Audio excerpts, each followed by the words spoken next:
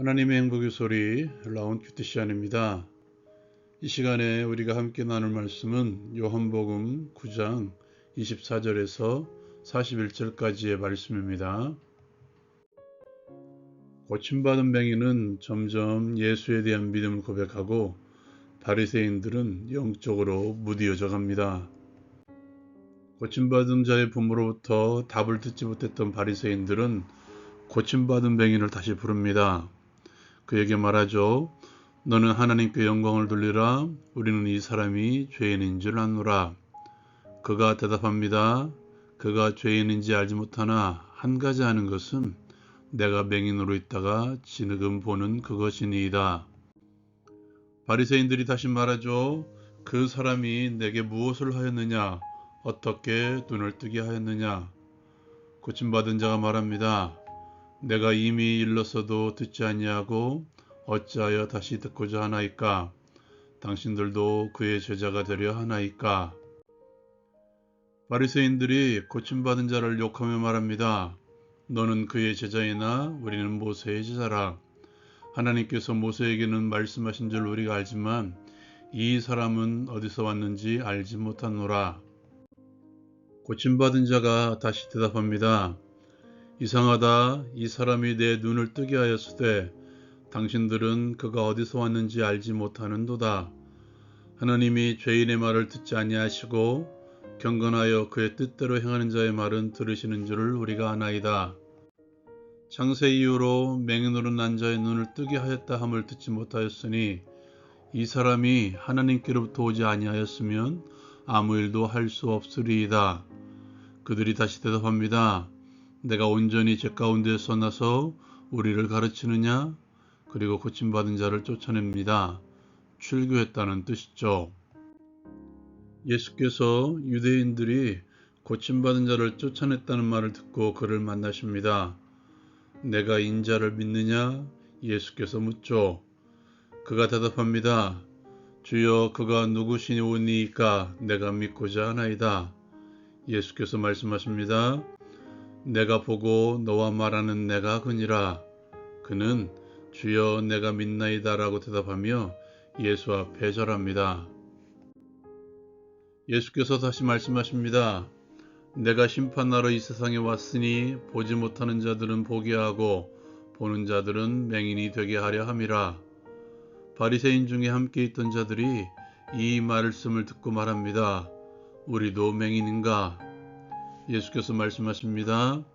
너희가 맹인이 되었더라면 죄가 없으려니와 본다고 하니 너희 죄가 그대로 있느니라. 적용을 위한 나눔의 시간. 이 시간에는 세상을 심판하러 오신 예수님에 대해서 함께 나누기를 원합니다. 오늘 말씀에 예수님께서 세상을 심판하는 것은 보는 자들을 보지 못하게 하시고 보지 못하는 자들을 보게 하신다고 말씀하십니다.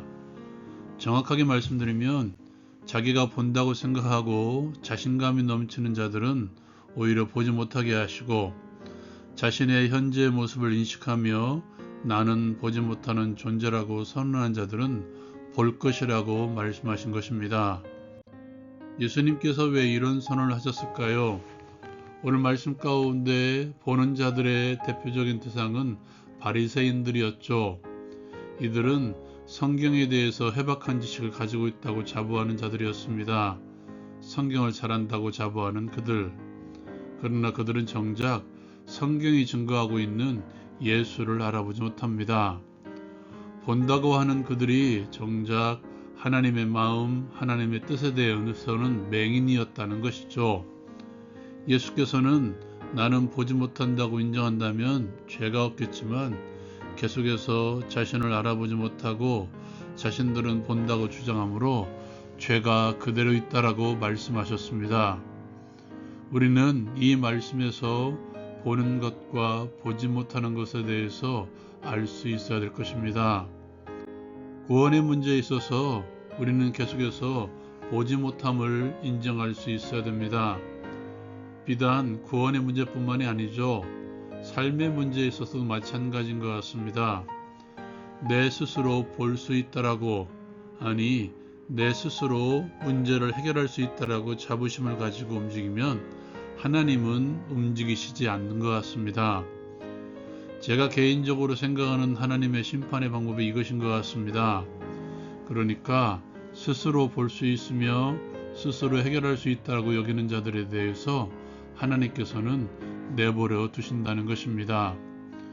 그들은 하나님을 찾지 않음으로써 점점 무디어져 갈 것입니다. 오늘 말씀의 바리새인들처럼 말입니다. 여러분은 어떤 것 같습니까? 잘 본다고 여기십니까? 잘 안다고 여기십니까?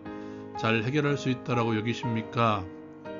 개인적으로 저는 나이가 들어가면 들어갈수록 제 시야가 가려지는 것 같습니다. 아는 것도 많이 없는 것 같고 해결할 능력조차도 점점 사라지는 것 같습니다. 이런 상태에서 이제 주님 앞에 나가는 것입니다. 우리의 구원의 문제에서도 마찬가지죠. 구원의 문제, 즉 구원받음과 구원을 이루어가는 삶에 대해서도 우리는 잘 보지 못한다고, 잘 알지 못한다고, 할 수 없다고 인식하며 여겨야 된다는 것이죠. 모든 것에서 우리는 먼저 나는 보지 못합니다. 나는 알지 못합니다. 나에게는 능력이 없습니다라고 인정할 수 있어야 됩니다. 할 수 있다고 하는 순간 그는 교만한 자들이며 그 교만한 자들을 하나님께서는 내버려 두십니다. 하나님께서는 오히려 겸손한 자들을 구원하시는 분이시죠. 그 대표적인 예가 오늘 말씀 가운데 등장하는 고침받은 맹인이죠.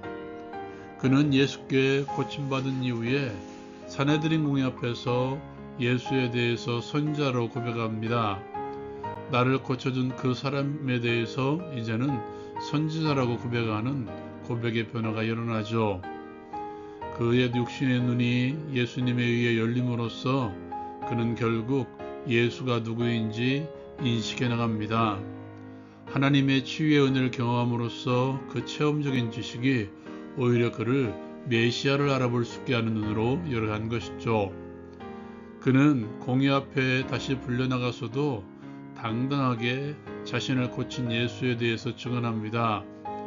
날 때부터 맹인을 고친 분이라면 그는 곧 하나님의 아들이시다. 하나님께서 보내신 자이시다. 이것이 그의 결론이었죠.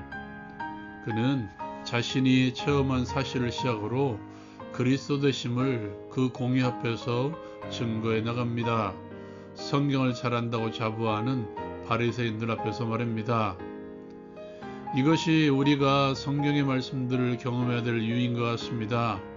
체험적인 사실을 위해 밑바탕 위에 우리의 논리를 펼쳐나갈 때 우리는 그리스도 되심을 만날 수 있습니다. 하나님께서는 성경을 통해서 당신을 계시하셨죠. 그 말씀을 경험함으로써 더욱더 그리스도 되심을 인식하고 믿으며 나가는 것이죠. 오늘 고침받은 자처럼 말입니다. 이 사람을 보십시오. 그는 예수를 만남으로 그의 선언에 믿음으로 엎드려 경배하죠. 그때가 바로 예수를 당당히 선언하고 출교를 당한 이유였습니다. 그는 예수 앞에 겸손히 엎드림으로써 예수를 보고 예수의 말을 듣게 된 것이죠. 구원은 자신의 실체를 인정하고 예수를 보는 것에서부터 예수의 실체를 인식하는 것에서부터 출발합니다. 창세 이후로 날 때부터 소경된 자를 눈뜨게 하였다 함을 듣지 못하였다. 그렇게 할 수 있는 자는 오직 하나님께로부터 온 분이다. 이것이 그가 육신의 눈을 뜨고 난 이후 하나님의 실체를 보게 된 결과이죠. 그러므로 이제는 하나님 앞에 엎드리십시오. 하나님의 능력의 실체를 보게 될 것입니다. 나는 아무것도 할 수 없다라고 인정하십시오. 살아계신 하나님을 만나게 될 것입니다. 적용을 위한 기도의 시간. 하나님 앞에서 나의 실체를 바라보게 하옵소서. 겸손히 하나님 앞에 나아가 하나님의 실체를 경험하게 하옵소서. 삶에서 나를 구원해 가시는 하나님의 능력의 실체를 보게 하옵소서. 예수님의 이름으로 기도합니다. 아멘. 지금 나에게 힘이 있다라고 생각하십니까? 하나님은 가만히 계실 것입니다. 육의 무기력함을 인정할 때 강함의 하나님을 경험할 것입니다. 라온 큐티 마치겠습니다.